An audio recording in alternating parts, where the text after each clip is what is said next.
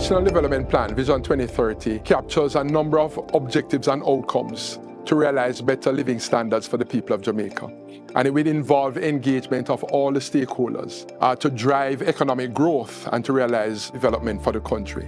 And a key sector, a key component, a key area of that is the business environment. And it's really the private sector. And the Business Environment Reform Agenda is a program facilitated through our Foundations for Competitiveness and Growth project, FCGP. PIOJ is the implementing entity for the FCGP, for this with the acronym Foundations for Competitiveness and Growth project. And it started initially with a $50 million US loan from the World Bank, geared at improving the business climate and the overall business framework for Jamaica. FCGP started out back in 2014, 2013. It was developed jointly by the World Bank and the government of Jamaica. It is designed to strengthen the business environment in Jamaica for private sector investments. And what that means is contributing to a number of pillars that are deemed to be foundational to the growth of the Jamaican economy. One such foundation is reforms under what we call Component 1, which is supervised by JAMPRO. As far as Component 1 is concerned, we have done quite a lot of work in terms of developing laws, developing procedures, developing portals to make life easier for the private sector to interact with government of Jamaica. We have created what we call the National Business Environment Reform Agenda. And through the National Competitiveness Council, which is chaired by Senator the Honorable Aubin Hill, Minister of Industry, Investment and Commerce, is a private-public sector partnership where we hear about the problems that government has and we find solutions to change those problems to make it easier. JAMPRO manages that entire process. One of the key goals of JAMPRO is to make sure that Jamaica is competitive when investors and exporters are looking at doing business with our country. In order for that to happen, it means that we need to be constantly improving our processes to be better than every other country around us. What the work that FCGP has supported has done is allowed us to create a special economic zone regime. And so with that support, we have been able to build a framework that allows businesses to operate effectively in Jamaica. We started off in 2016 with the passage of the Special Economic Zone Act. So the SEZ regime makes it more cost-effective for companies to operate. In addition to providing incentives that makes the cost of business lower, the SEZ regime also provides linkages for our MSMEs so that they too can be integrated into the global value chain. You will note that one of our incentives is a 0% general consumption tax rate. What that allows for is for companies who seek to purchase goods and services from our MSMEs to do so more competitively, as they don't have to pay that 15% general consumption tax. And so the SEZ allows us to integrate our MSMEs into the global value chain. And of course, because of the incentives provided, it makes it more cost-effective for companies to do business. Some of the systems and implementation, not so new, they have started from as far back as 2013.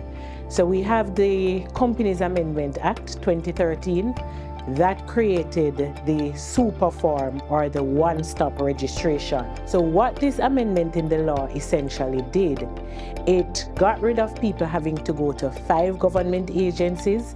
Persons can now come only to the Companies Office of Jamaica, and instead of completing 60 pages of form, they complete 8 pages, and in that one step, they get registered with the Companies Office, they get their taxpayer registration number.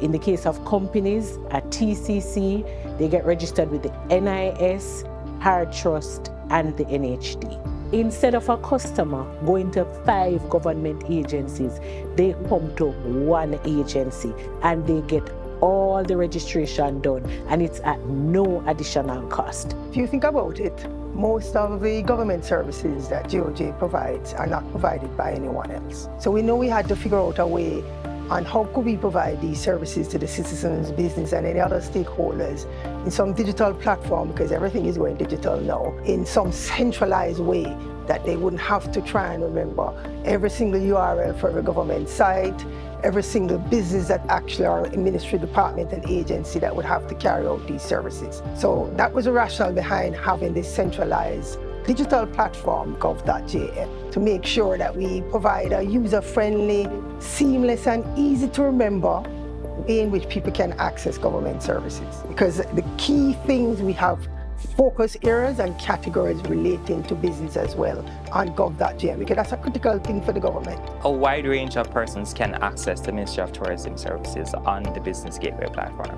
We have hoteliers, we have tourism attraction owners, we have car rental owners, we have contract carriage drivers, we have just simply the person that has an interest in investing in the sector. You can apply for your JTB license for accommodation attraction. You can apply for your contract carriage license for your vehicle.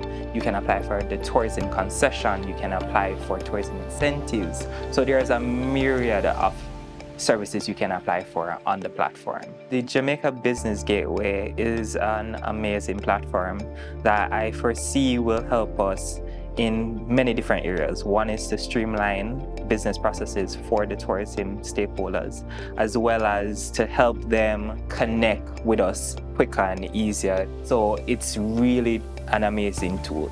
One of the major tenets of Vision 2030 is for a prosperous economy in Jamaica, and land tenure is a critical part of that. NLA is supporting the government's vision in two ways: electronic titles, which will revolutionize registration of land title matters in the future and allow us to have a more efficient system. And currently, we are doing systematic registration, which allows us to be in the field to adjudicate land ownership. One of the issues that we have in this country, persons own land, but they can't prove it.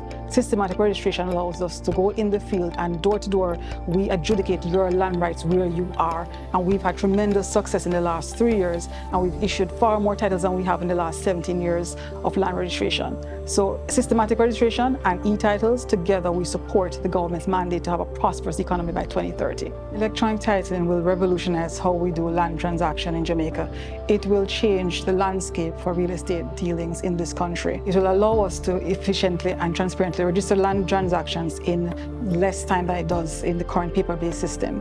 We're talking about reducing turnaround times from weeks to days, from days to mere minutes. The one word I'd use to describe the government's partnership with the private sector is logical. Necessary. Game-changing. Complementarity.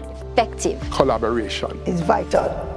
Both government and the private sector working together to make this country great. So it's a logical step to have that partnership and strengthen that partnership over the next coming years. If we want to realize the types of outcomes, it's going to take collaboration, of course. We have to work together. Making sure that government services are effective so that our private sector partners can have effective businesses. There is no world within which we can build an effective framework or enabling environment for businesses to operate without our business partners.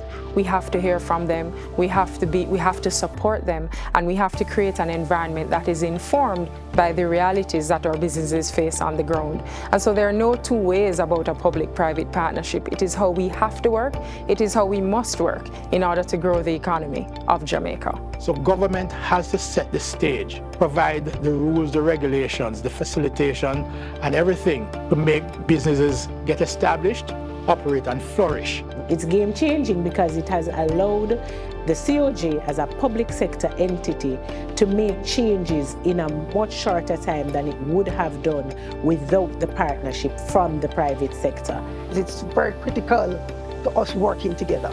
We have to come together as one country. We have to be also collaborative in how we work together.